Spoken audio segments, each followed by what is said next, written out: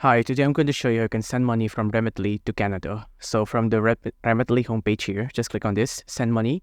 Make sure you're sending from Canada, or sending to Canada, sorry.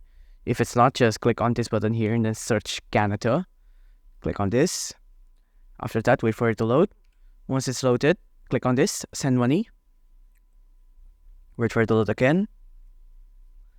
Now just click in a random, I'm just going to 111111. I'm going to press continue.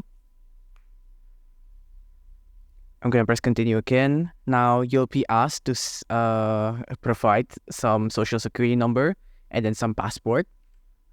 But once you have filled that in, you'll be given a couple of options like bank deposit or cash pickup. If we pick bank deposit, there'll be a couple of banks here you can pick from.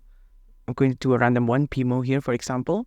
Now you just enter in the recipient's detail here, and then you just follow the rest of the prompts on the screen after you've entered in your bank details. After that, your money will be sent from Remitly to Canada.